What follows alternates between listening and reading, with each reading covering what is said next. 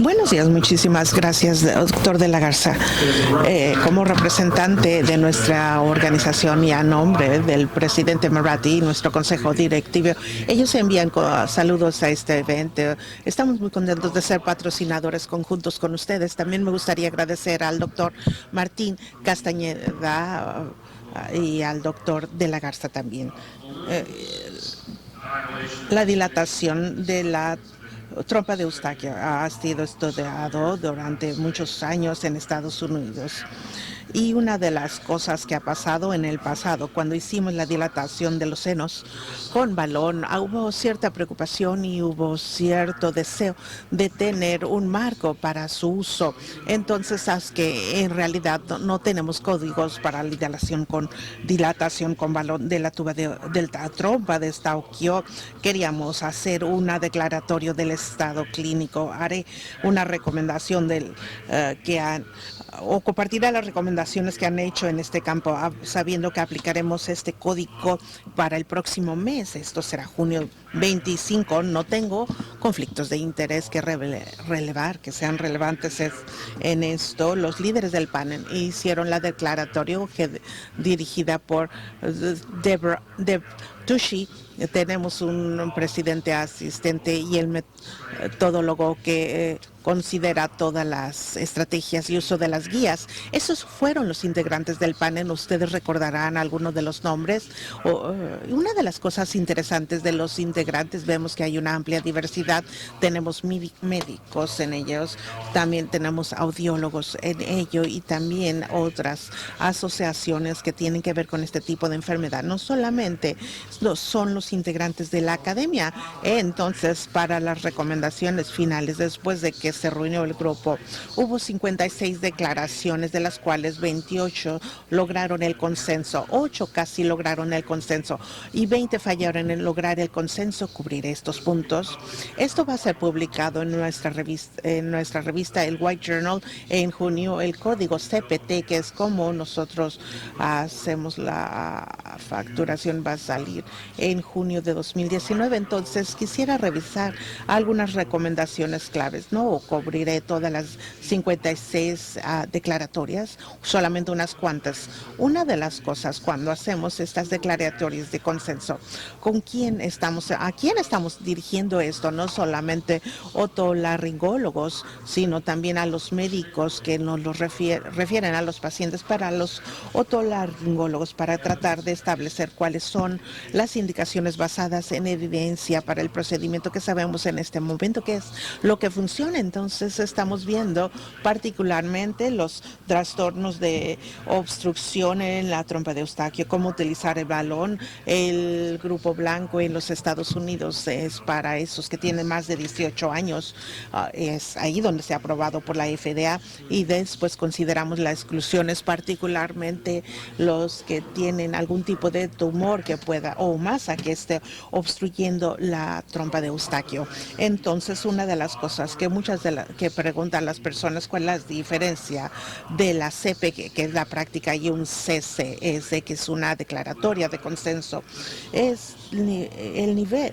Bueno, esto es muy pequeño, pero tengo en la siguiente diapositiva, podrán ver las diferencias, pero lo primero es el nivel de evidencia que se requiere para que sea una guía práctica, es considerablemente más alto que para una declaratoria de consenso. En ella, las recomendaciones se ven con la literatura, pero después el panel de expertos da una ofición o una opinión con ello. Las guías no funcionan en esta manera. Nuevamente, este es un resumen de lo que es una declaratoria de consenso clínico. La parte de abajo es la clave: mejorar el cuidado al paciente, reducir las variaciones de la práctica y minimizar las complicaciones. Conforme el tiempo va avanzando y conforme salen más estudios y más literatura, muchos de estos se pueden convertir entonces en guías. Pasa de una declaratoria guía. La industria aseguradora en Estados Unidos está muy interesada en esta, y el tener tener una de estas antes de tener un código ayudará al hacer estas declaratorias. Recientemente en los Estados Unidos ha habido bastante impulso, particularmente por el New York Times y el Boston Globe, sobre conflictos de interés, y es muy específico en las reglas para las guías que el presidente no debe tener ningún conflicto de interés y solamente una minoría de los integrantes del panel podrían tener un conflicto. Un motivo por lo que es difícil. Quieres expertos que estén haciendo estos procedimientos y muchos de ellos, por tanto, han trabajado con los fabricantes y con la industria para hacerlos avanzar, pero de cualquier manera en este particular seguimos las guías muy cercanamente, y cuando hubo una publicación del JAMA en términos de conflicto de interés, tuvimos una pequeña cantidad, teníamos menos de cualquier otro grupo que fue estudiado. Podríamos mejorar. Entonces, al ver lo que hizo este grupo, hicieron una revisión sistemática de la literatura, y estos son los diversos, no voy a leerles todos, estos son los diversos reportes que se hicieron sobre este tema. Dado el hecho que en realidad no ha tenido un código, no ha habido una difusión amplia de ello. Esto es bastante literatura, 83 artículos, y más de la mitad son relevantes para esta discusión. Entonces, una de las cosas que se hace en un declaratorio de consenso clínico, se hace la revisión de la literatura, el panel vota. Mostraré unas diapositivas. Su voto depende si es relevante o no. Estábamos divididos básicamente en criterio del paciente, quién lo debe tener, las consideraciones previas a la cirugía y los desenlaces. Esas son las tres categorías que se consideraron. Entonces, al ver cómo están divididas, el primer Delphi, la primera revisión de estos artículos, aquí vemos el número 72 declaratorias. Si no hay consenso, entonces esto los elimina de un estudio posible. Y si hubo casi un consenso, nuevamente votarían esta. Pasó por 3 rondas de votación para llegar a la recomendación final sobre la cual acordó el panel. Entonces, el criterio del paciente y las declaratorias finales, 18 de estas declaratorias fueron asociadas, 8 previas a la cirugía y 4 de desenlace. Esto les da los 28 que les comenté anteriormente, que pasaron por todo el sistema. Entonces, en los temas de criterio del paciente, las áreas que surgieron en el consenso, una es que la evaluación en estos pacientes que son candidatos para esto era multidimensional, y esto está plenamente detallado en el estudio. Audiometría y endoscopía nasal eran esenciales antes de realizar el procedimiento. Causa inflamatoria del problema de la trompa de Eustaquio debe ser tratado previamente a eso. El uso del Valsalva debe ser hecho, y se debe de descartar el pátulos. No, queremos tener un tubo subrefuncional. La pregunta es si debe haber una tomografía antes de esto, y esto no llegó al consenso. El motivo de esta tomografía potencial es buscar la arteria carótida, y esto es algo que no logró el consenso, como lo veremos. Y la otra cosa, no hubo consenso. Sí, esteroides orales o nasales deberían ser utilizados antes del uso de este procedimiento. Entonces, tengo unas cuantas de estas declaratorias. Como les dije, no voy a presentar las 58 que fueron consideradas, pero la 2, la evaluación completa, incluyendo otoscopía, son partes de la evaluación diagnóstica. Esto llegó a las 6, nemoscopía para identificar presión negativa en el oído medio, para diferenciar entre retracciones adhesivas y no adhesivas de la la membrana timpánica. Y eso sí pasó. Vemos los números, el puntaje pasa del 8, de 1 al 9. 9 es el que tiene mayor consenso, 8.89, entonces prácticamente es un puntaje perfecto. 7.8 no lo es tanto, pero se cumplía con los criterios para audiometría completa. Es una parte completa del trabajo de diagnóstico, y esto llegó a 8.0, timpanotomía 8.50.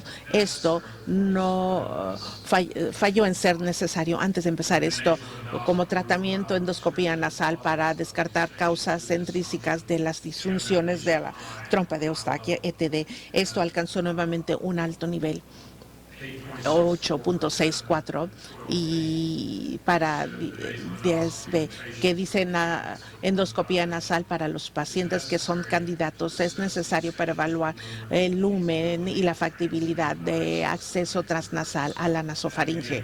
Nuevamente esto obtuvo un puntaje muy alto. 21.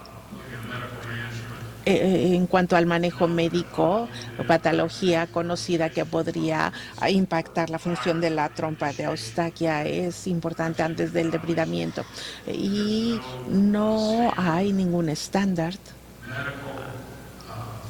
de terapia médica estándar que haya sido determinada específica. No hay una medida sola para todos, digamos. Y finalmente en esto, la declaratoria que dilatación de balones apropiada para esos que tienen la disfunción de obstrucción que hayan pasado a la terapia antes de identificar las causas. Todos estos entraron en la encuesta. Esto es más o menos una revisión de cómo este consenso. Bueno, esto es una declaratoria en la que no hubo un consenso. Este es el puntaje. Para mostrarles el puntaje, hubo un fuerte desacuerdo, está en un extremo, y un fuerte acuerdo está del otro lado, y se hace una clasificación. En este en particular, hay un estudio obligatorio de esteroides nasales spray antes de la dilación del balón. No lo pasó. La clasificación media es 5.75, y se tiene que tener un 7 o más para que se obtenga esta declaratoria. Esto quiere decir que no tienes que hacer que tus pacientes pasen por una prueba de esteroides nasales tópicos. No quiere decir que no lo puedan hacer, pero tampoco indica que lo tienen que hacer. Y después la otra, en relación a esto, que obtuvo una clasificación un poquitito más alta, pero no tanto, pero no suficiente, sin embargo, para lograr el criterio, fueron los esteroides orales. No hay requerimiento entonces que se tiene que hacer que los pacientes pasen por una prueba de esteroides orales, y 7 o más es el que lo logró. Fue 6.4. Estuvo cercano, se votó en esta creo que 3 ocasiones, y realmente nunca fue aprobado, nunca pasó. La siguiente, para la trompa de Eustaquio obstruida, presión oral y otalgia estuvieron incluidos. Algunos de los motivos por el que es importante que estén listados en nuestro país es por cobertura del seguro. La mayoría de las aseguradoras tienen indicaciones especiales, y algunos de estos síntomas que aparecen es presión oral, y fueron síntomas subjetivos y fueron considerados en el criterio. Fue 8.50. Causas comunes también que benefician del tratamiento antes de hacer son rinitis alérgica, rinosinusitis y reflujo. Esto se sintió que fueron tratados antes de hacer esto para ver si lo había arreglado. También el descartar alguna otra cosa del fullness, el TMJ y el resto. Esto es importante antes de recomendar este procedimiento. Particularmente esto es contraindicado en el pátulos. Esto es lo segundo que obtuvimos. Sencillamente haríamos esto peor. Esta es la declaratoria 38, es la sugerencia. ¿Cómo se hace el diagnóstico de los síntomas? Probablemente entonces es la contraindicación número 1, y también síntomas reportados por el paciente no son insuficientes para diagnosticar el ETD. Esto nos lleva a la vía entonces de que los síntomas de los pacientes son importantes, pero también se tiene que tener alguna otra evidencia que sean indicados, y esto es más importante por la parte del lado de pago. Dilatación por balón repetida puede ser benéfica así aún una ha fallado, y esto realmente no fue determinada si tiene valor o no. Algunos de los estudios clínicos y puede ser el claro, han indicado que puede ser el claro caso, pero el grupo no sintió que se podía utilizar, y este es uno. Cuando salieron esto, creo que el mayor riesgo que se consideró era que entrara a través de la arteria coronaria, a través del cartílago de la trompa de Eustaquio. Se votó varias veces y no logró el número 7, que debe ser un requerimiento, tener esta tomografía. Consideraciones prequirúrgicas. Una de las declaratorias en las que estuvieron de acuerdo era la dilatación con balón y un tubo PE. La dilatación con balón no debe ser considerado como una segunda opción. En ciertas circunstancias puede ser autónoma. Básicamente no tienes que haber trabajado en las trompas para hacer dilatación. Hay más detalle. Otra de las cosas que fue importante al grupo, porque se va a hacer dilatación de balón, no quiere decir que vas a hacer otros procedimientos, adenoide o procedimiento de cornete o cirugía endoscópica de seno, y también que el dispositivo que se está utilizando era apropiado para evitar lesión de la arteria carótida.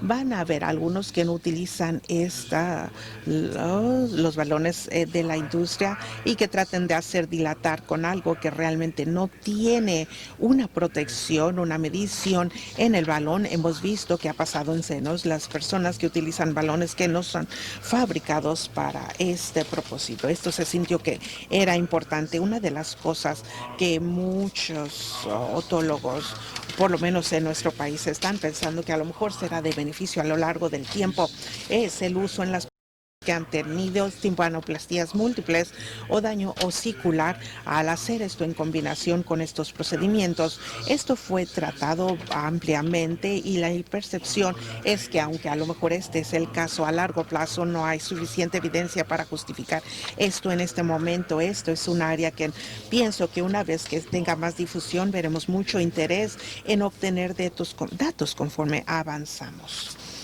Y después, en meningotomía, esta es una alternativa para timpanostomía, para el UTD, y esto apenas logró el criterio, pero sí entró en la declaratoria. Y después el 33C, que creo que se va a hacer muy interesante para ver cómo nuestra industria toma esto, es meningotomía con o sin tromba. Esto no es obligatorio, no es un prerequisito a la dilatación con balón, y esto también tuvo una tasa muy alta, el 8.5. Entonces, la declaratoria 31 falla para aliviar los síntomas a pesar de la meningostomía o timpanostomía, sugiere un diagnóstico otro que la disfunción de la trompa de Eustaquio.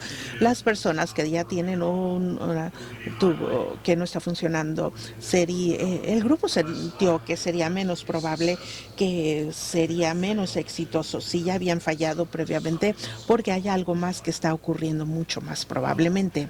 Y después con la meningotomía concurrente, que es algo en el que tratamos de poner las situaciones comunes que causarían dificultades en el sistema de paga. Las personas que tienen fusión del oído medio en el tiempo de la colocación del balón. Entonces, esto también pasó como una declaratoria positiva.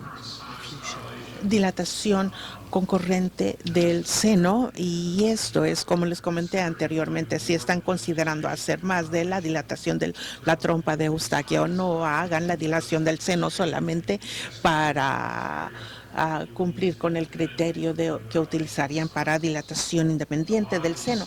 Muchos de estos parecen ser muy detallados, pero este es el mundo en el que estamos viviendo allá al norte de aquí en términos de los pagos, y esto es lo que estamos viendo mucho de esto.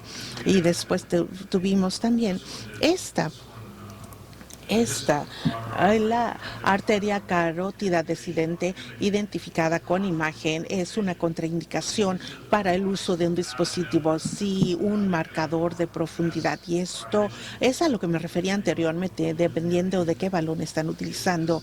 Si esta tomografía en particular apareciera, no sería apropiado utilizar una que no lo tuviera. Entonces, timpanoplastia, esta es una que estuvo cerca del consenso, y después, y esta es la declaratoria 46 y 7 que les comentaba anteriormente. Hay una gran cantidad de impresión de los otólogos que hacen este estudio que va a ser de mucho beneficio. Muchos lo están haciendo durante el periodo de prueba, sencillamente que los datos no han sido obvios para hacerlo. Los otros temas de desenlaces, el puntaje reportado por el paciente debe ser utilizado para tratar esto. El Valsalva debe utilizarse. Y en cuanto al no consenso, no tenemos evidencia para sustentar que la evaluación objetiva del desenlace si tengan una diferencia, y no tenemos datos de efectividad a corto plazo que garanticen el consenso. Los puntajes reportados por los pacientes son listados aquí y se siente que son valiosos para detectar y están tomando mucho interés en nuestro país. Y también la maniobra Valsalva modificada es apropiada para hacer la evaluación del desenlace. Después de la dilatación, la consultoría de riesgo es importante en nuestro país. Hay mucho litigio, particularmente con la trompa de Eustoquia patulosa. Estas son las cosas que en las que básicamente no hubo consenso, no aparecen entonces como recomendaciones. Y finalmente llegamos a la conclusión sobre una serie de declaraciones, incluyendo criterio del paciente prequirúrgico, y nuevamente no debe hacer una diferenciación sin la evaluación multifacética. Y una de las cosas que esperamos es que estas declaratorias disminuyan las variaciones entre aquellos que los usen. Estos van a ser publicados en junio en nuestro White Journal. Esperamos tener sus comentarios una vez que se emitan. Muchísimas gracias, doctor de la Garza.